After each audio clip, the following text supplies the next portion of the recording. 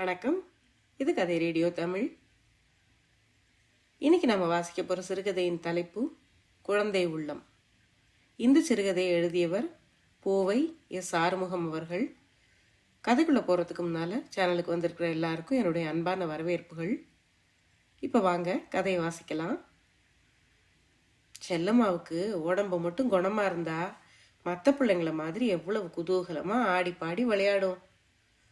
பக்கத்தில் கண்ணாமூச்சி விளையாடி கொண்டிருந்த குழந்தைகளை கண்டதும் சிங்காரத்திற்கு அந்த எண்ணம் மாறி மாறி தோன்றியது. மரத்தை செதுக்கி சீர் பண்ணி கொண்டிருந்த அவனுக்கு மேலே வேலை ஓடவில்லை. அவன் கண்களின் ஓரத்தில் கண்ணீர் பரவியது. காய்ச்சலோட வீட்டில் இருக்கிற குழந்தைய விட்டுட்டு எதுக்கு இங்க வேலைக்கு வரணும், வந்தப்புறம் மனம் வந்து ஏன் இவ்வளவு துடிக்கணும் என்று வேறு சிந்தித்து மூளையை குழப்பி கொண்டான் சிங்காரம். அன்றைக்கு வேலைக்கு வராமல் இருந்திருக்கலாம் அவன். ஜுரம் அடித்து கிடக்கும் கண்ணான மகளின் அருகில் இருந்து வேண்டியதை செய்து மனதிற்கு அமைதியை தேடிக்கொண்டிருக்கலாம். ஆனால் பணத்துக்கு என்ன செய்வது? தினம் தினம் ஏதாவது வேலை செய்தால்தான் அவனுக்கும் மகளுக்கும் சான் வயிற்றை கழுவி மூட முடியும். செல்லம்மாவுக்கு காய்ச்சல் விஷம் போல ஏறி இருந்ததால் முந்தின நாள் வேலைக்கு போகவில்லை. அதன் பலன் அன்று சாப்பாட்டிற்கு திண்டாட்டமாகிவிட்டது. இந்த இக்கட்டான நிலையே சிங்காரத்தை காலையில் வேலைக்கு செல்ல தூண்டியது. நைந்து போன பாய் மீது முடங்கி கிடந்தாள் செல்லம்மா. தலைமாட்டில் அகல் விளக்கு மங்கலாக எரிந்தது. 2 நாளாக காய்ச்சலில் கஷ்டப்பட்ட குழந்தையின் முகம் வாடிவிட்டது. எண்ணெய் படாமல் சிக்கல் பாய்ந்திருந்த கேசத்தை மெல்ல கைவிரல்களால் கோதிய வண்ணம் தன் மகளை இமைக்காமல் பார்த்து கொண்டிருந்தான் சிங்காரம். செல்லம்மாவுக்கு கிட்டத்தட்ட 8 வயது இருக்கும். இந்த 8 வருஷங்களில் முழுசாக 7 வருஷங்கள் மட்டும்தான் தாயின் பராமரிப்பில் வளர அந்த குழந்தையின் தலையில் விதி எழுதப்பட்டிருந்தது போலும். அதற்கு பிறகு தாயற்ற தன் மகளுக்கு தந்தையின் பொறுப்புடன் தாயின் ஸ்தானத்தையும் சேர்த்து நிர்வகிக்க வேண்டியவனானான் அவன். காய்ச்சி வைத்திருந்த கஞ்சியை குவளையில் சீராக ஊற்றி மகளிடம் நீட்டினான். மடமடவென்று குடித்தாள் செல்லம்மா. இன்னும் கொஞ்சம்? வேணாம். தலையணையை இசைவாக வைத்து படுக்க வைத்தான் சிங்காரம். அப்பா. என்ன கண்ணு, தூங்கலையா? அப்பா பாத்தியா, மறந்தே போயிட்டேன். சாயந்திரமா மேஸ்திரி ஐயா வந்துட்டு போனாரு. பணத்தை கொடுக்கணுமா? சிங்காரத்தின் மன அமைதியை பறித்து சென்றது செல்லம்மா கூறிய செய்தி. அவன் கலங்கினான். கடன் பட்ட நெஞ்சமாயிற்றே. மனைவியின் பிரசவத்திற்கென 50 ரூபாய் கடன் வாங்கியிருந்தான் மேஸ்திரியிடத்தில். அவன் போதாத காலம் மனைவி பிரசவத்தில் இறந்து விட்டாள். கடன் பட்டதுதான் கண்ட பலன். சாப்பாட்டின் நினைவே சிங்காரத்துக்கு இல்லை. தலை கனக்க தரையில் துணியை உதறி விரித்தான். கண்கள் வெள்ளத்தில் மிதந்தது. அடுத்த நாள் சுடுசோறு வடித்து செல்லம்மாவுக்கு ஊட்டி விட்டான். மிகுதியை 4 வாயாக உருட்டி போட்டுக்கொண்டு வேலைக்கு புறப்பட எத்தனித்தான். ஜுரத்தின் அடையாளம் கொஞ்சமும் குறையாமல் இருந்தது செல்லம்மாவுக்கு. சிங்காரத்திற்கு இதை காண மனம் குமுறியது. சிங்காரம் என்று அழைத்தவாறே உள்ளே பிரவேசித்த மேஸ்திரியை கண்டதும் அவனுக்கு மேலும் திக்கென்று ஆனது. வாங்க ஐயா என்று உபசரித்தான்.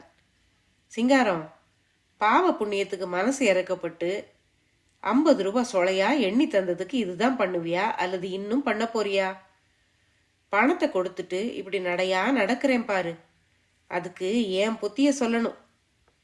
கடைசியா சொல்றேன், எந்த குடி எக்கேடு கேட்டாலும் என் கடன் தொகை சாயங்கால பொழுதுக்குள்ள என் கைக்கு வந்துடணும். சொன்ன பேச்சுக்கு மறு பேச்சு கிடையாது என்று பொறிந்து கொட்டினார் மேஸ்திரி. எதேச்சையாக அவர் பார்வை அருகில் கலவரத்துடன் படுத்திருந்த செல்லம்மாவின் மீது சென்று திரும்பியது. சிங்காரம், எத்தனை நாளா என் பணத்தை சுருட்டுறதுக்கு திட்டம் போட்டிருக்க? உன் மக கழுத்துல போட்டிருக்கிற அந்த சரட்டை வித்து பணத்தை கொடுக்கலாம்ல? இல்லைன்னா அந்த சரட்டை கழட்டி என்கிட்ட கொடு. கொஞ்சம் நஞ்சம் குறைஞ்சாலும் பரவாயில்ல, கடன் கழிஞ்ச மாதிரி இருக்கும். நெருப்பை தீண்டியவன் மாதிரி திகைத்து விட்டான் சிங்காரம். ஐயா, உங்க கடனை எப்பாடுபட்டாவது தலையை அடகு வச்சாவது கொஞ்ச நாள்ல கட்டிடுறேனுங்க. பொறுத்தது பொறுத்துட்டீங்க, இன்னும் கொஞ்சம் பொறுங்க. உங்க புள்ள குட்டிங்கெல்லாம் நல்லா இருக்கும். ஆனா என் மகா கழுத்துல இருந்து அந்த சரட்டை மட்டும் உயிர் போனாலும் கழற்ற மாட்டேனுங்க. கண்ணீரை துடைத்து கொண்டான் சிங்காரம். செல்லம்மாவின் கழுத்தை விட்டு அந்த சரட்டை அகற்ற அவன் மனம் சம்மதிக்கவில்லை. காரணம், அந்த சரடு மரணப்படுக்கையில் இருந்த அவன் மனைவி தன்னுடைய ஞாபகார்த்தமாக என்றும் தன் மகள் கழுத்தில் இருக்க வேண்டும் என்று பூட்டிய ஆபரணம் அது. ஆனால் மேஸ்திரிக்கு இதில் ஏதோ சூது இருப்பதாக தோன்றவே கோபம் கொந்தளித்தது. அயோக்கிய பயல, பொய்யா பேசுற? இன்னைக்கு பொழுதுக்குள்ள கடன் பட்டுவாடா ஆகிரணும். இல்லைன்னா நாளை விடியறதுக்குள்ள உன் குடிசை பறி போயிரும். ஜாக்கிரதை. தகப்பனுக்கும் மேஸ்திரிக்கும் நடந்த சம்பாஷணையை ஒன்று விடாமல் கேட்டுக்கொண்டிருந்த செல்லம்மாவுக்கு அழுகை பீரிட்டது. அப்பா, எதுக்காக இவ்வளோ யோசனை பண்றீங்க? மூச்சு விடாம அந்த சரட்டை அந்த ஐயா கிட்ட கொடுத்துட்டு கடனை அடைச்சிருங்க. ஒரு நாள் இல்லாட்டி ஒரு நாள் நமக்கும் நல்ல காலம் பிறக்காமலா போயிரும். அப்ப நாம வேற சரடு செஞ்சுக்கலாம் என்று விக்கலுக்கும் விம்மலுக்கும் மத்தியில் கூறினாள் குழந்தை செல்லம்மா. தன் புதல்வியின் அறிவை காண சிங்காரத்துக்கு அழுகை வந்தது. ஆகட்டும் கண்ணு என்று சொல்லி சரட்டை கழற்ற நெருங்கினான் அவன். வேறு வழி தெரியவில்லை அவனுக்கு. அதே சமயம், மேஸ்திரியசமா, உங்க மக கமலாவை பாம்பு கடிச்சு ரொம்ப நிலைமை மோசமா இருக்கு என்று சொல்லியவாறே ஓடி வந்தான் மேஸ்திரி வீட்டு வேலைக்காரன். அவ்வளவுதான். மேஸ்திரிக்கு உலகமே சுற்றியது. கை கால்கள் நடுங்கின. குழந்தையின் முகம் அவர் கண்ணில் வந்து அவரை அலைக்கழித்தது. மந்திரித்து எந்த விஷக்கடியையும் போக்குவதில் சிங்காரம் பிரசித்தி பெற்றவன். அந்த எண்ணம் மின்னல் போல மேஸ்திரியின் மனதில் உதித்தது. தன்னுடைய மகளின் உயிர் சிங்காரத்தின் கையிலேதான் இருக்கிறது. அவன் மனது வைத்தால் கமலாவை உயிரோடு காணலாம். ஆனால் கொஞ்ச நேரம் முன்னால் தயவு தாட்சணியமின்றி அவனிடம் பேசின எனக்கு அவன் இப்போது இறக்கப்படுவானா? பகவானே, என்ன பேச்சு பேசிட்டேனா என்று தனக்குள் நினைத்து பார்த்த மேஸ்திரி அப்போதுதான் சிங்காரம் அவன் மகளின் மீது கொண்டிருக்கும் பாசத்தை உணர்ந்தார். தனக்கு வந்தால் அல்லவா தெரிகிறது தலைவலியும் காய்ச்சலும். அவனை கடிந்து அந்த குழந்தையின் கழுத்தில் இருக்கும் சரட்டை கழற்றி கொடுக்கும்படி நிர்பந்தப்படுத்தியதற்கு தண்டனையாக இந்த சம்பவம் நேர்ந்திருக்குமோ என்று கூட அவர் நினைக்கலானார். மேஸ்திரி ஐயா, இந்தாங்க சரடு, உங்க கடனுக்கு வச்சுக்கங்க. எதுக்கு இப்படி மலைச்சு போய் நிக்கிறீங்க? வாங்க உங்க வீட்டுக்கு. பாம்பு கடிச்ச விஷத்தை மந்திரிச்சு கண் சிமிட்டுற நேரத்துல தணிச்சிடுறேன் என்றான் சிங்காரம் பதட்டத்துடன். மேஸ்திரிக்கு தன் செவிகளையே நம்ப முடியவில்லை. சிங்காரம், என் சின்ன புத்தியால ஒன்ன சந்தேகிச்சு தப்பா நினைச்சிட்டேன். என்ன மன்னிச்சிரு. நான் சொல்றத தட்டாம அந்த சரட்டை உன் மக கழுத்துல போட்டுட்டு ஓடிவா. என் மகளோட உயிரை காப்பாத்தி கொடுத்தா அதுவே நீ எனக்கு கோடி ரூபாய் கொடுத்த மாதிரி.